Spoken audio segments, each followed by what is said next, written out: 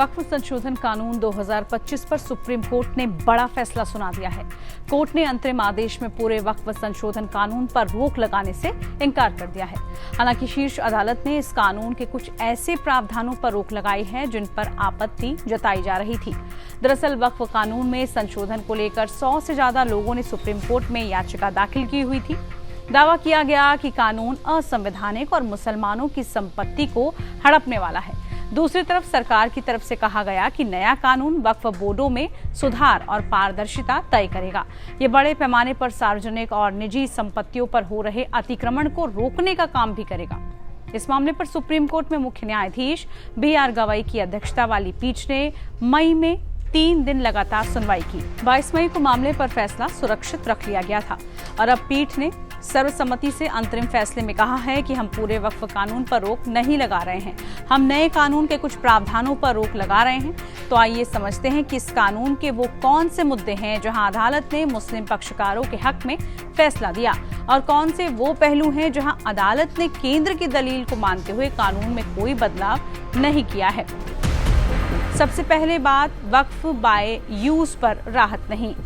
वक्फ के नए कानून में वक्फ बाय यूज प्रावधान को लेकर खूब बवाल हुआ था। दरअसल वक्फ जमीनों को लेकर जो पुराना कानून था वो कहता था कि अगर कोई जमीन लंबे समय से वक्फ की तरफ से ही इस्तेमाल की जा रही है तो उसे वक्फ का माना जा सकता है। तब अगर जरूरी डॉक्यूमेंट्स भी नहीं होते तब भी उस जमीन को वक्फ का मान लिया जाता था। लेकिन अब जब नया कानून आया है इसमें इस शब्द को ही हटा दिया गया है।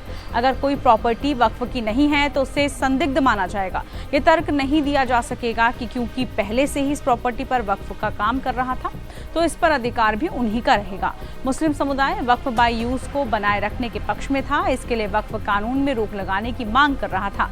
लेकिन कोर्ट ने इस पर कोई बदलाव नहीं किया। किसी वक्फ संपत्ति का अगर डॉक्यूमेंट नहीं होगा तो वो वक्फ संपत्ति नहीं मानी जाएगी। 5 साल की मुसलमानों पर रोक। कोर्ट ने वक्फ संपत्ति घोषित करने से पहले 5 साल तक इस्लाम के अनुयायी होने वाली शर्त पर रोक लगा दी है।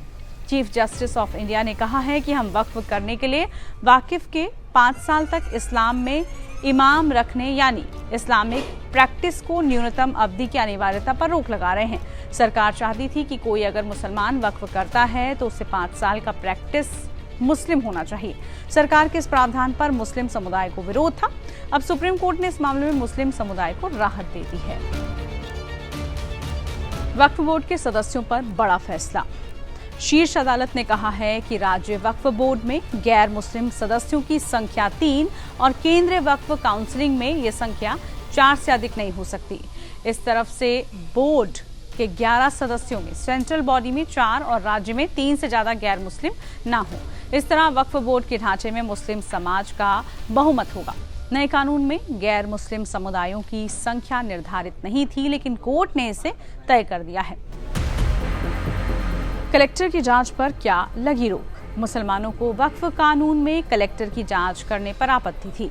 वक्फ कानून में एक प्रावधान था जिसमें कहा गया था कि अगर कलेक्टर जांच करता है तो कोई संपत्ति सरकारी भूमि है या फिर नहीं तो ऐसी संपत्ति को जांच के दौरान वक्फ संपत्ति नहीं माना जाएगा।